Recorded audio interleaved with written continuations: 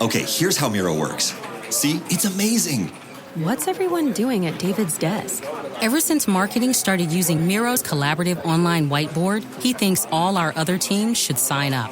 Why?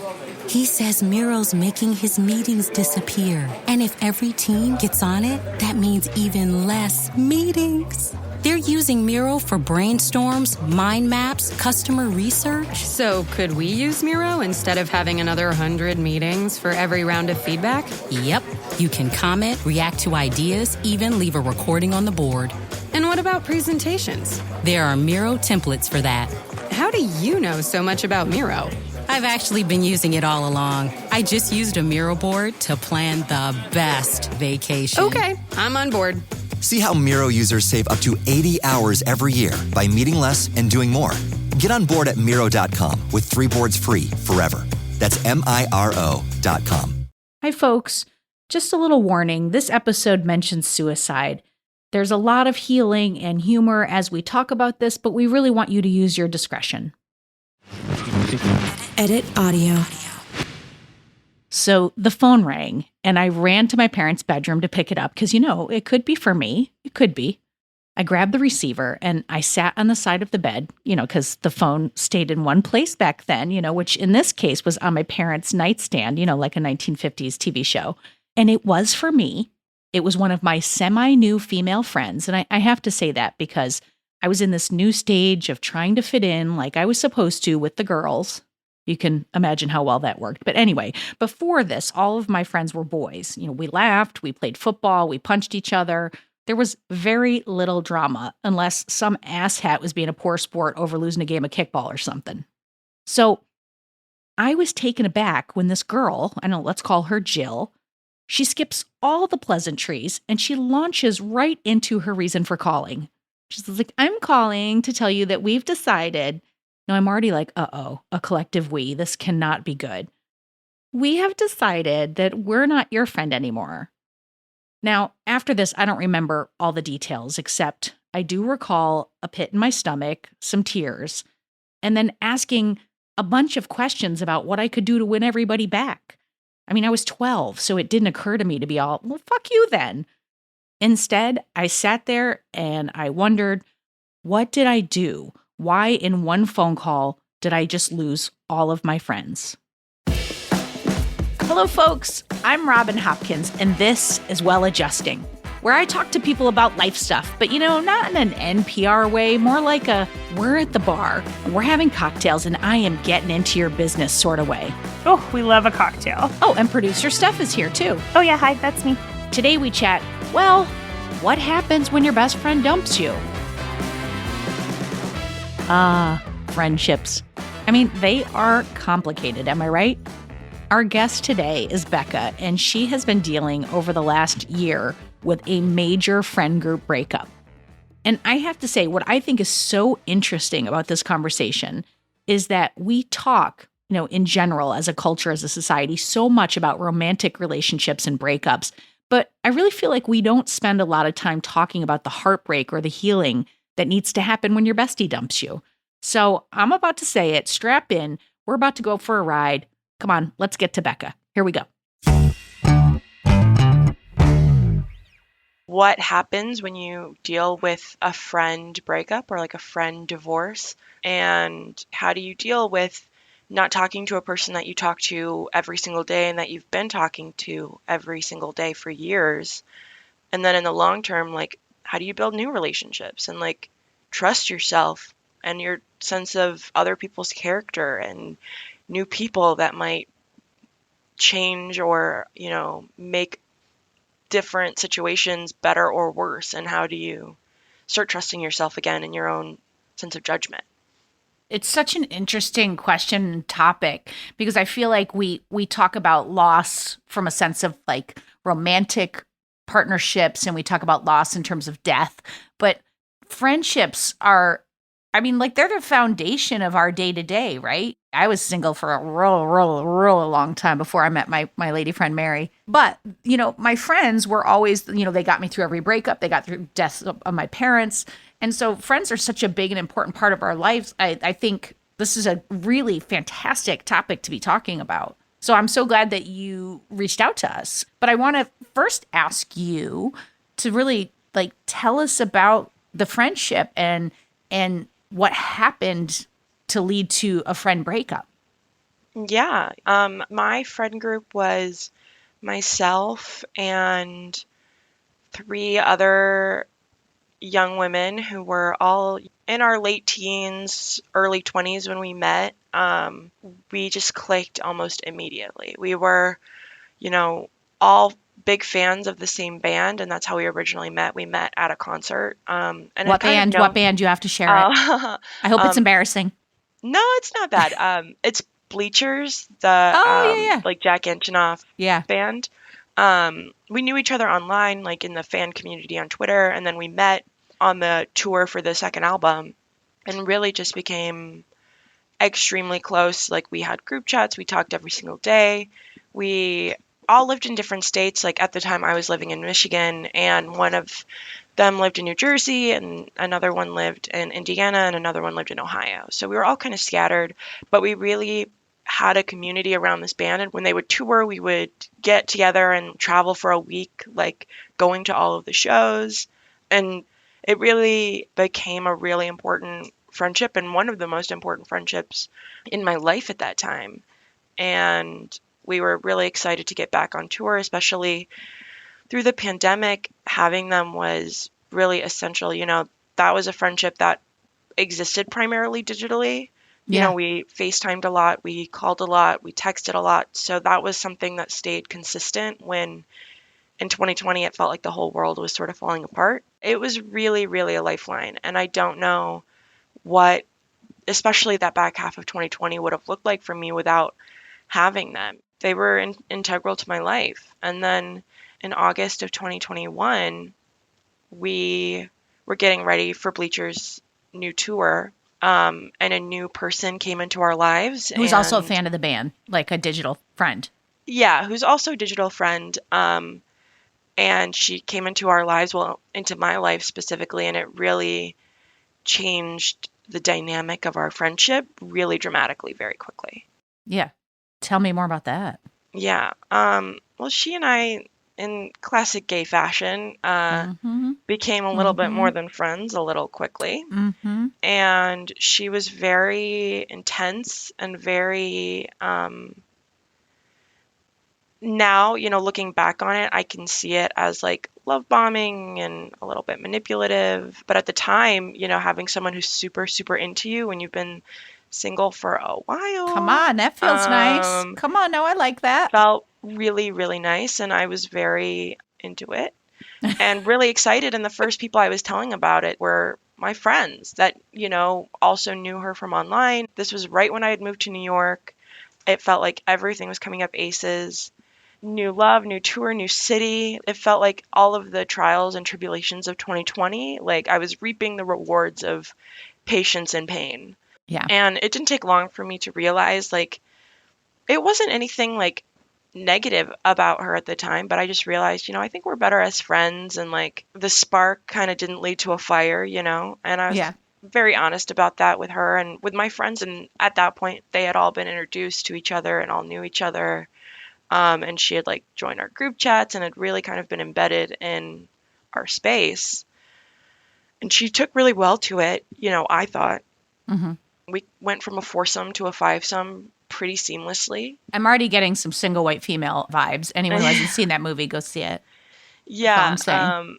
It very quickly became the difference between, oh, this is Becca's, +1 to our friend group for the time being, to her being her own independent member of our friend group. And I didn't realize that me not being aware of what her relationships were with my friends outside of me meant that there were going to be or could be changes to our relationships. And that's kind of what ended up happening. She, over the span of that tour from, September to November, essentially, started hanging out with them all individually. And, oh, you can't afford to, come to this show, I'll pay for your ticket. Or to the other friends? To the other friends. Or we need a hotel, I'll pay for it. or you need someone to go with to justify going to this show, I'll go with you.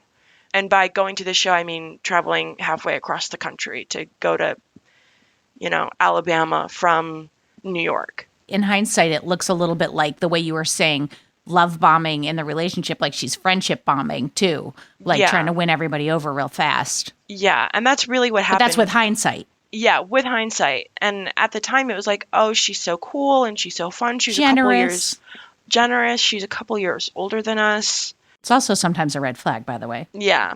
In hindsight, There's a lot of in hindsight. And you see, but I, was so happy and so relishing and like, oh, everything's going great. We're all together now. We're on tour again, which we didn't think might ever happen in 2020. Yeah.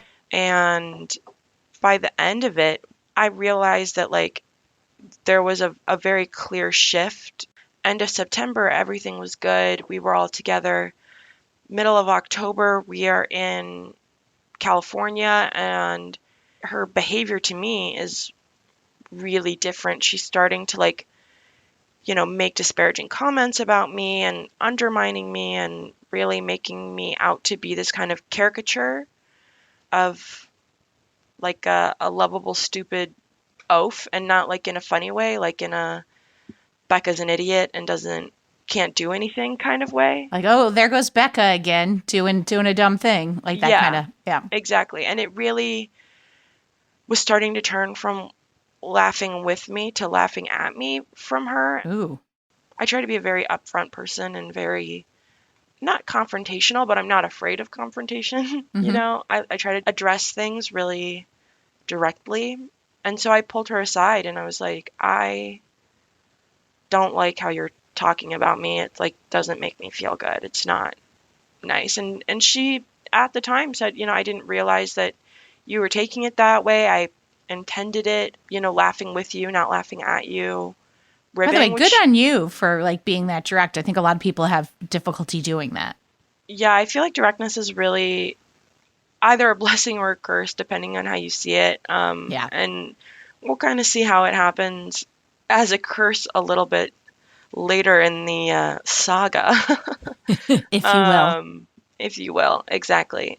But that happens, and then we get to the end of the tour, like back in the Midwest, around Halloween, and the exact same thing starts up again with her being really disparaging and really like kind of like playground insults, like we're 6 years old or something.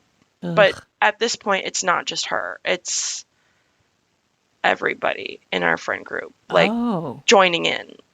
Like, oh yeah, Shit. LOL, Becca is stupid and Becca's an idiot and Becca's like an oaf and all of that kind of commentary. And it was like really surprising and really, like I was really, really taken off guard. And it really, really started to hurt me to the point where I spent the entirety of the back half of that trip in tears. I was like sequestering myself to like sob on a street corner because God. I felt so awful. And they knew that I was crying and didn't do anything about it. And I was just like sobbing to the point where we went out to lunch and the bartender came around the side of the bar to give me a hug because I was like openly sobbing. And I was like, this stranger is showing me more empathy and more concern for my care and for my like mental well-being than people that I've known for years. Yeah. Are you putting together that this all started when she came into the group? Are you putting that together at this point? Yeah. At this point, I'm like, this can't be in like a coincidence. Mm-hmm. And it took a while for me to really understand the extent of it and like learn about things that were happening after the fact, because she and I ended up having a big conversation a little bit later. But after that point, it was really just like they started to just really ice me out and ignore me and isolate me. Like they didn't really want to be around me or talk to me in any way, shape, or form. And I started wondering, like, have I changed at this point? Like, I'm very... Right. So, as my therapist would say, I'm very self-critical. Mm. And I was like, have I changed? Am I, you know, acting differently? Am I behaving differently? Like, am I the problem, basically? And this is really where it started with me questioning my own reality and my own perspective. Like, I didn't know if I could trust myself. So I asked, God, this is you almost know, like abusive behavior. You know, like when you're in a relationship and someone isolates people or, you know, makes you look at yourself and think, did I do this? Is, you know, it's like that lack of confidence is the first thing yeah, that starts to happen when a person undermines you. yeah. And there was like real, um, you know how you can tell that people are like talking about you behind your back? Yes. Um, I had that, but like like I could see it digitally. Like we weren't using the same group chat nearly as much as we were, but everybody was still on their phones. So I knew Oh, that they had a group chat there was a sidebar that without didn't me include in you. it. Yeah. Shit. And so things like that started happening, and it got to the point where I sent them, and this was like looking back on it, I was still really emotional and like probably could have done it a little bit more strategically. But that's just me feeling the need to over communicate all the time. But I sent them a big text in our group chat without her in it that had Hmm. like not really been used as much because we had one with her in it. And I was just like, the way you guys have been treating me, to my friends, I was like, the way you guys have been treating me, I really not liked it. And like, I don't know if you guys like have just decided that you hate me now or like whatever has changed, but if you're feeling that way, like just say so. Don't do this like Yeah. isolation tactic thing because I'm really sick of it. Yeah. Like, let's be grown-ups. And If you don't want to be my friend, don't slow fade me. Just right, just just have the balls to say we don't want to be friends. And right. PS, maybe let me know why. Yeah, exactly. And then I have a conversation with our former fifth wheel who has now become the fourth wheel and booted me out of the carriage, so to speak. And she's like, "Do you know like how manipulative you've been to me this entire time?" And I was like, "Whoa, whoa. What? What?" Exactly. And she was like, "You have been stringing me on this entire time, acting like you want to be with me sometimes and other times insisting that we're friends. You've been gaslighting me, and I've been crying about it to our friends and like really struggling with it." And I'm like, "You've been struggling with it for 3 months and never brought it up to me one time." Yeah. We were formally, whatever for like 2 weeks. I'm not kidding, 2 weeks. And then maybe a week after that, we had a little bit of a transition time, which Sure. I, will happily own up to and be like, look, when you make out with someone at every given moment and then you decide not to make out with them anymore, you gotta like Sometimes you need one more. It's all right. sometimes We get it. sometimes you lean in and then remember yourself, Yeah. you Yeah. know? Listen, But it happens. right. And we had a frank conversation about that after that 1 week of buffer time, and it didn't happen Buffer again, time. I love that. you know? And that was 3 months ago. Yeah. And then there were like a couple of weeks where she was still pretending to be my friend. And for Right. some reason, I was like, letting her? Well, because Like, you don't I know the didn't, full scope of things. And yeah, I mean, you strike me as someone who wants to believe the best in people. yeah. I realized a couple of weeks after that, like, I realized, oh, oh, oh. You have like that sinking feeling where you just kind of have to accept, like, this person who I thought was my friend has actually been working against me the whole time to replace me. And that was really So devastating. do you think she was talking to people about you? I mean, in that other group chat or wherever else? Like, so you think she's actively, or she's actively Oh, trying I know to. she actively was. Now I know, with months of hindsight or separation, hearing from mutual friends, from hearing from people who were in the room when I wasn't, both in person and virtually. She was like insidiously trying to Yeah, make you the and bad like guy. saying like a lot of things about me and manipulating her and emotionally jerking her around. Tell me how it came to a head, or did it? Is there like an explosion, or did you silently step away? Like, what happens at this point? I It's funny, you were talking earlier about how we deal with grief and how we deal with loss in other relationships and other situations. I traditionally have a habit of when it's time to let go of someone, pretending like they're dead. Oh, Not like in a negative way necessarily, but just just like like I'm just like closing it's a that fact door. of life. Yeah, I'm closing that door. I'm not letting you in. I'm not going to let you hurt me.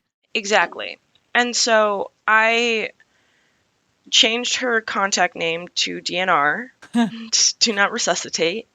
I wanted to like have that as a reminder, like if she were to text me again or if she were to do anything, it'd be like, oh, DNR. Yeah. I unfollowed her on all social media platforms and everything just to kind of like cleanse myself.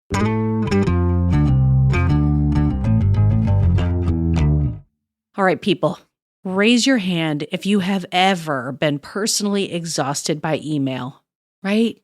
Same, friend, same. We're all so constantly inundated with email. And if you're like me, going through your inbox becomes less about responding to everything and more about just finding a way to keep tabs on the messages that really matter, like the ones from the school telling me my kids are in trouble that I get all the time. Anyway, that's where SaneBox comes in. Think of it as an EMT for your email. As messages flow in, SaneBox does the triage for you, sifting only the important emails in your inbox and directing all the other distracting stuff, you know what I'm talking about, into your Sane Later folder. So you know what messages you need to pay attention to now and what stuff you can get to like eventually after maybe a nap or, I don't know, a cocktail. It also, and I know I'm waxing poetically, but it has some very handy features like the Sane Black Hole, where you can drag messages from annoying senders that you never want to hear from again. Bye, friend. Oh, and it also has Sane reminders to ping you if someone hasn't replied to your email by a certain date. I mean, nothing like having to follow up on your follow-up, am I right? All right, best of all, you can use SaneBox with any email client or phone anywhere you check your email. I mean, come on. See how SaneBox can magically remove distractions from your inbox with a free 2-week trial. That's a deal. Visit sanebox.com/well today to start your trial, and you're going to get a $25 credit. That's sanebox.com/WELL. Go ahead, folks, get it.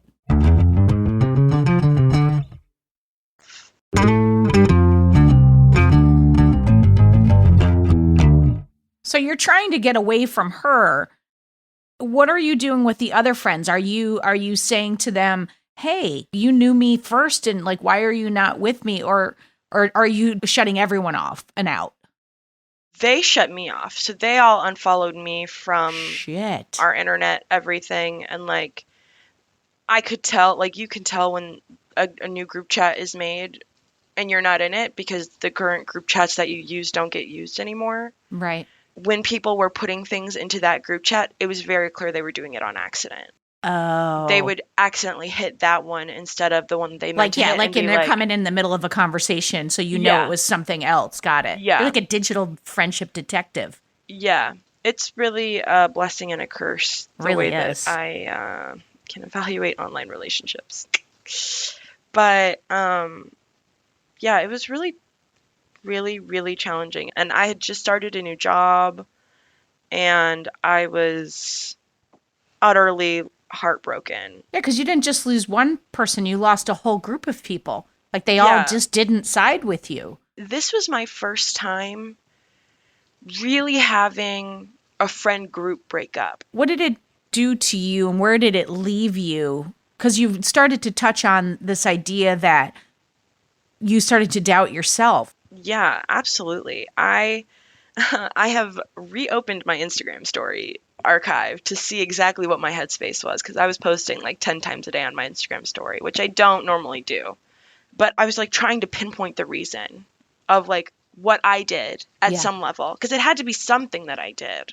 Okay, well, I have become less anxious because I've been on Lexapro for a couple of years now, and my anxiety has Shout been out to the under anxiety control. meds. Shout out to Lexapro. I'm so sorry I ever doubted you. But that's what happened is I basically said I can no longer trust myself without my anxiety constantly putting me on guard for social situations. So I stopped my Lexapro cold turkey. Oh shit! And you're not supposed to do that. You are not supposed to do that. I'm not a doctor, but I do know that much. Yeah. Please don't ever do that, Becca, or anyone else. Yeah, no one do it. It's really bad. You get super horrible brain zaps, and get super nauseous at best, and probably horrible, horrible things at worst. Much, much worse things, yes. But I was like, I clearly cannot be trusted to make relationships without my anxiety monster like climbing on my back. And do you mean by that? Do you mean like you needed your anxiety to be more of a watchdog? Like you felt like on Lexapro you were too open? Is that what you mean? Yeah, like I was too open. I was clearly too open. I was clearly too trusting of other people. I was too off my guard, like not being aware of what other people, because my anxiety really takes form in like being hyper vigilant of what other people are thinking about me at any given time. And clearly without that hyper vigilance, I let in bad people. I wasn't cognizant enough of how other people were viewing me. And so I needed the anxiety monster back. So I stopped taking my Lexapro for like 3 or 4 days. And my friends all texted me that are also on SSRIs and were like, this, like going cold turkey could give you a heart attack. So stop not taking it. And I was like, okay, if I have a heart attack, I have a heart attack. Woo. And yeah, it was like every time that I tried to do something positive, like I watched a movie with one of my best friends and she was like, you're coming over, we're watching a movie, we're going to do something better. And I literally was like, watch the Blues Brothers with my friend, almost felt better, and then remembered the thing I love most in the world is gone forever. Because at this point I was like, well, not only are my friends gone, my concert community is gone. My bleachers like community was gone. And that was a lifeline for you during a really dark period of a global pandemic. So I think that and the combination of cold turkey without doctor's help, taking yourself off a med is a really bad combination. It was ill advised. I'm not encouraging anybody. I'm actually discouraging people. Don't do this. It's not good. Yeah. But yeah, I just like was dealing with simultaneously losing these people that I talk to every day and like losing this community at large. Cause I was like, there's no way I can go back to shows and see them there all being so happy and like having the best time ever. And like not only having a great time, but having a great time because I'm not there. That to me was devastating. Right. The next day I started taking my meds again and like posted a photo for proof to my friends. You're not putting this out for everyone. You're putting this out just for your friends. Oh no, right? This was like close friend. This was like close friends community. This is probably like 20 people. Can you tell the mom and me was like, you're not posting this to everyone, right? Oh right? No. Okay. But I also think you were aware that you needed people and support because you don't put those things out there unless you're looking for someone to go, stop it. I'm here. You know, So I think I'm like glad that it existed for you in that way and that you knew enough to gate it to people who would comment and maybe try to help you.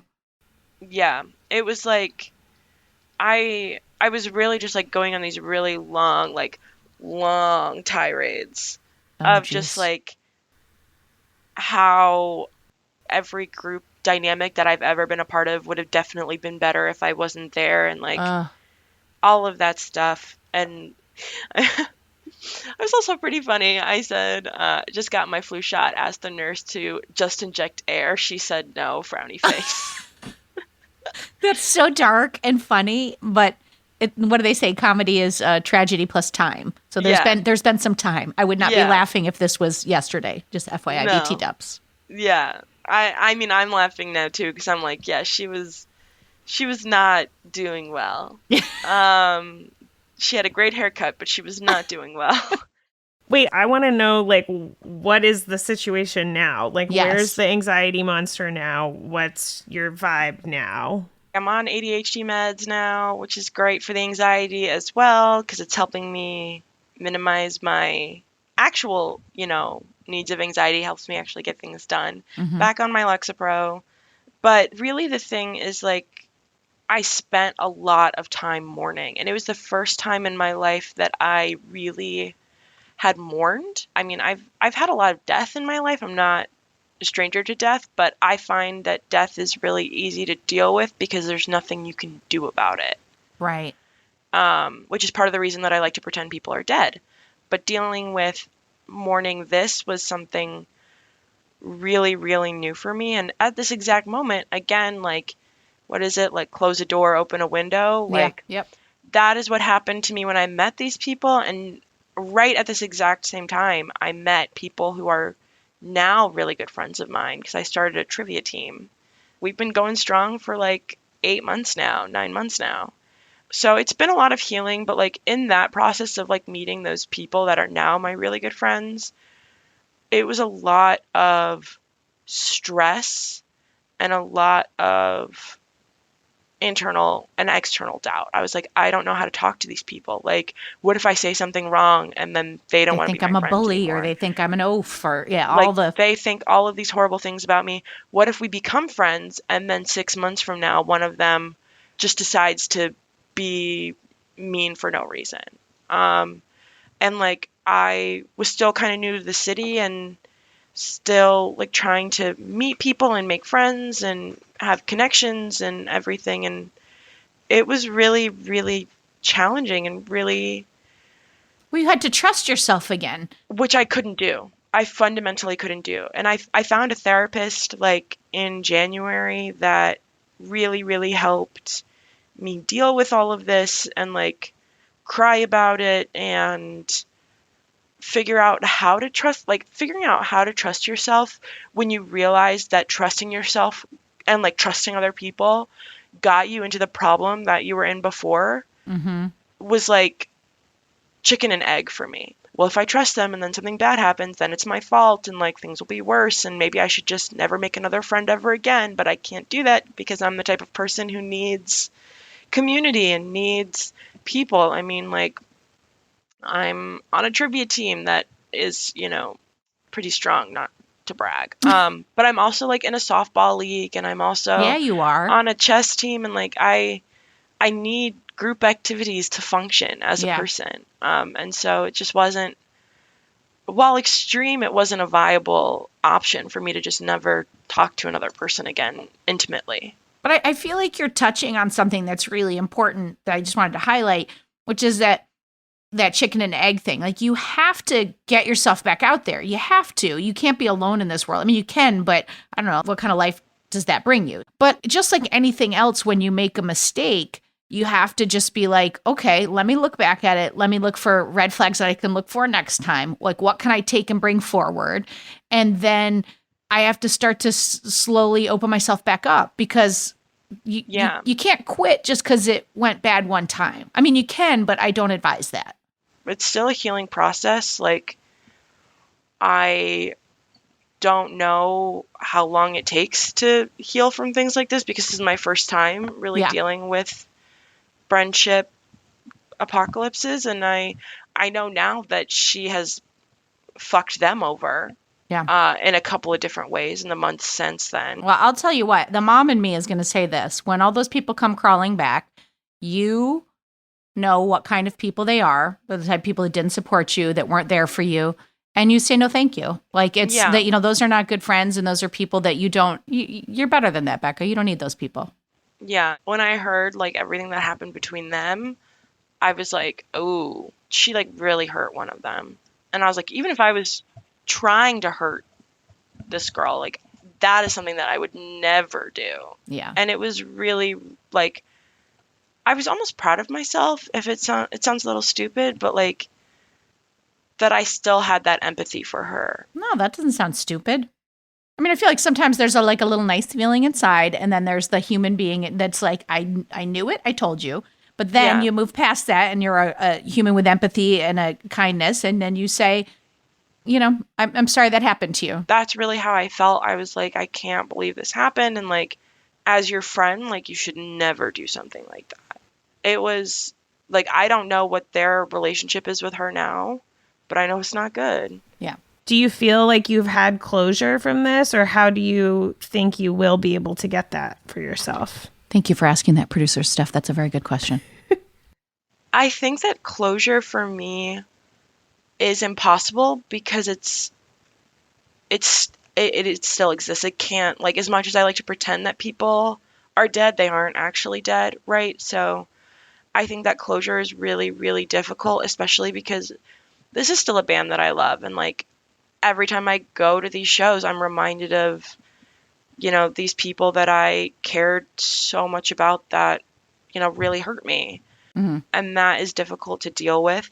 And I see death as like the ultimate closure because you can't, like, we haven't figured out how to talk to the other side unless you are really good with a Ouija board, which I am not.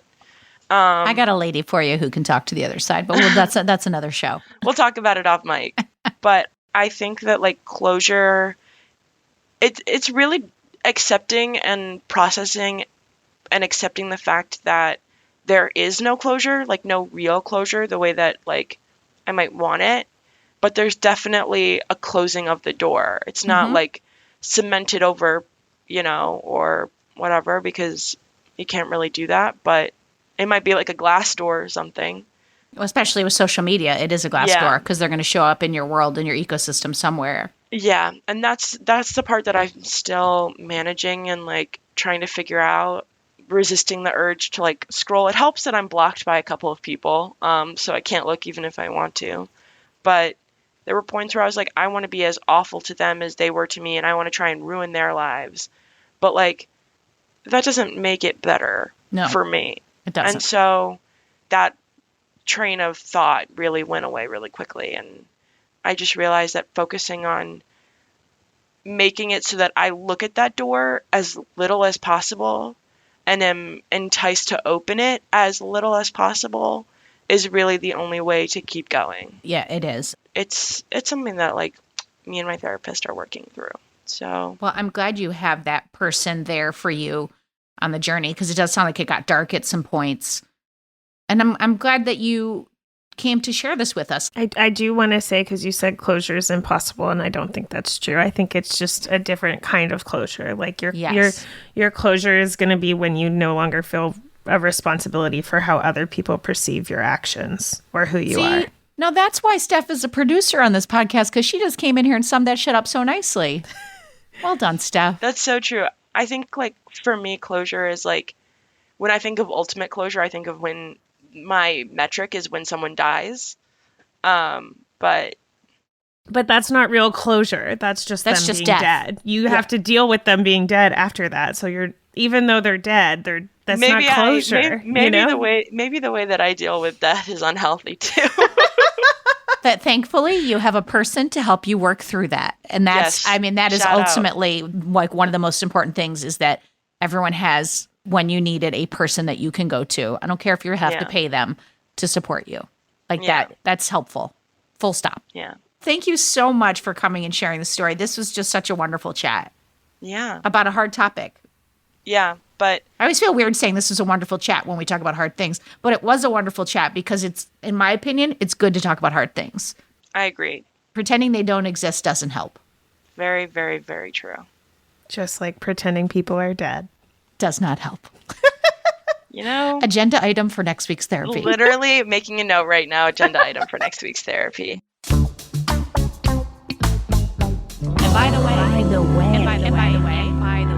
And by the way, let's talk about first impressions.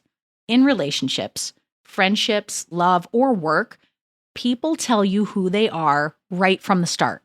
So it's important that you listen. If you are seeing red flags, or you have that, nagging voice inside you, moments where you say to yourself, that was weird, pay attention. It doesn't mean you have to leave the person or end the relationship, but just make sure that you're putting some boundaries in place, or you're on the lookout for hurtful behavior. Because I'm going to say it, you deserve to be treated well in all of your relationships. Gosh darn it.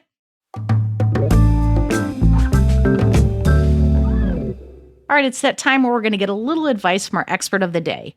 Joining us today is Patricia. She's a psychologist in New York, and she may or may not have helped me a lot. Let's hear what she has to say. I think friendships can go as deeply as romantic relationships. So it's not a question of one being more important or one being more powerful than the other. Any kind of relationship that lands deeply within can cause enormous pain when there's a sort of a breakup or a rupture. It's a very, very tough place, and you have to scramble to find people who may not be your friends yet, but with whom there is some kind of a bias toward trust. You can always find more anonymous groups of like-minded people who are open to sharing and listening. Everybody's here to do the same thing, which is talk about their pain. So that's what I'm going to do here. You know, trust is a funny thing. It's a funny concept. The one question is that I would ask is, what is it you're seeing now about this person that you didn't see then? Well, they're late for everything. Okay, well, that's an important something or other. I don't know if it's a red flag, but it's a behavior that you might want to think about. Or they lied to me, but only once. Well, wait a minute. Nobody lies only once. So, self-knowledge will allow a kind of an ability to judge or assess objectively the person you're thinking about.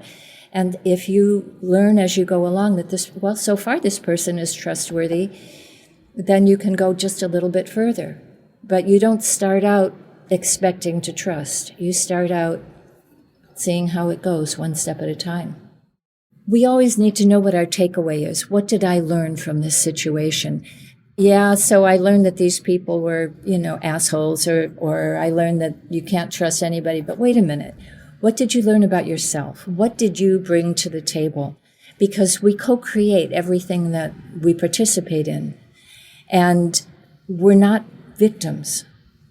And it's important to see, okay, someone may have hurt me, someone may have even attacked me, someone may have been a total freak with me. But we always come back to take a look, what was my participation? Did I miss some signals? Or more likely, did I alienate someone by, I don't know what? Just think about what I brought to the table. That's some good stuff from Patricia. And I have to tell you, Patricia also said, I would like you to realize that you create your own lives. No one else has the right answer for you. And no one else has that responsibility.